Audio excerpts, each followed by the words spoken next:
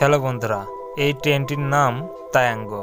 এতে রয়েছেন উত্তর কোরিয়ার শাসক কিম জং উন। তিনি খুব কমই তার দেশ ছেড়ে বাইরে যান, তবে যখনই যান তখন তিনি একটি বিশেষ রেলগাড়িতে ভ্রমণ করেন, যেটিকে বলা হয় চলন্ত দুর্গ।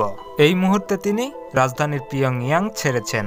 গন্তব্য রাশিয়ার ভস্তখনি কসমোড্রোম, যেখানে তিনি ভ্লাদিমির পুতিনের সঙ্গে সাক্ষাৎ করবেন। এই যাত্রা সম্পন্ন করতে তাকে প্রায় 2 দিন এবং 1000 কিলোমিটারেরও বেশি পথ তাকে অতিক্রম করতে হবে। পুরো পথেই রয়েছে বিপদের সম্ভাবনা, কারণ কিম জং উনের অনেক শত্রু রয়েছে। তাহলে তায়াঙ্গো কিভাবে তাকে নিরাপদে রাখে? এই ট্রেনের সঙ্গে আরও 2টো অতিরিক্ত ট্রেন থাকে।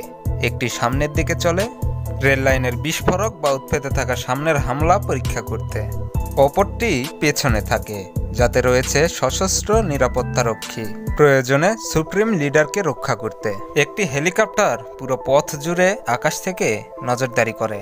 কিম জং উন যখন উত্তর কোরিয়ার ভূখণ্ডে থাকেন তখন কার্গো প্লেনগুলি যাত্রাপথে অবস্থিত নিকটবর্তী বিমানবন্দরে অতিরিক্ত নিরাপত্তা কর্মীদের মোতায়েন করে।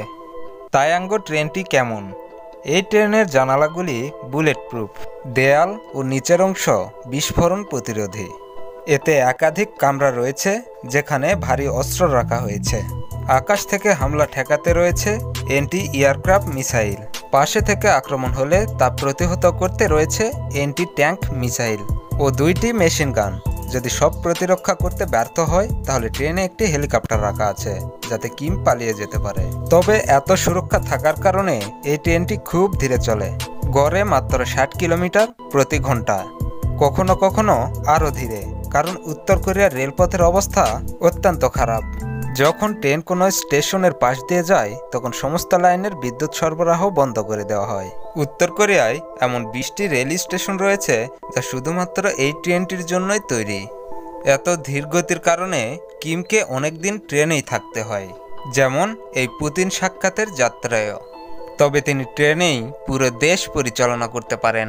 এখানে রয়েছে office room, desk, laptop, television, fax, satellite phone এবং একটি ম্যাপ।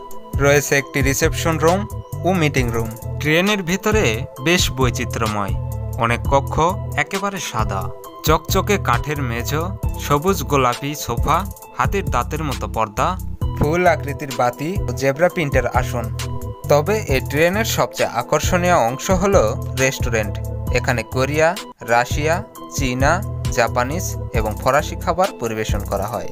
যাত্রা যেন একঘেয়ে না হয় সেজন্য বিনোদনেরও ব্যবস্থা রয়েছে, যেমন সঙ্গীত শিল্পীরা ব্যক্তিগতভাবে তাকে গান গেয়ে শোনায়। কিম ট্রেন থেকে নামার সময় দামি দামি 2টি গাড়ি ট্রেন থেকে নামিয়ে নেওয়া হয় শেষ পথ অতিক্রম করার জন্য। রেলে ভ্রমণের এই রীতি কিম পরিবারের বহুদিনের ঐতিহ্য। এটি হচ্ছে কিম সুসাং প্রাসাদ, যেখানে কিম ইল সুন, কিম জং ইলের মরদেহ সংরক্ষিত। তাদের ট্রেনের আদলে তৈরি লাইফ সাইজ মডেল সেখানে রাখা আছে। এমনকি একটি চিত্রকর্ম রয়েছে যেখানে কিম জং ইলকে তার ট্রেনের পাশে গর্ভভরে দেখা যায়। একটি আলোকিত ম্যাপে দেখা যায় তারা কতগুলো ট্রেন ভ্রমণ করেছেন। প্রথমে ট্রেনে ভ্রমণ করা হয়েছিল নিরাপত্তার কারণে। কিম জং ইল নাকি উড়োজাহাজে চড়তে ভয় পান। 2001 সালে তিনি একটানা প্রায় 1 মাস ট্রেনে ভ্রমণ করে মস্কো পৌঁছান, প্রায় 20,000 কিলোমিটার। এই যাত্রায় কনস্ট্যান্টিন পুলিকভস নামক এক রাশিয়ান ব্যক্তি তার সঙ্গে ছিলেন। বন্ধুরা, ভিডিওটি ভালো লাগলে চ্যানেলটি সাবস্ক্রাইব করুন। দেখা হচ্ছে পরবর্তী কোনো ভিডিওতে। সবাই সুস্থ থাকুন, ভালো থাকুন, আল্লাহ হাফেজ।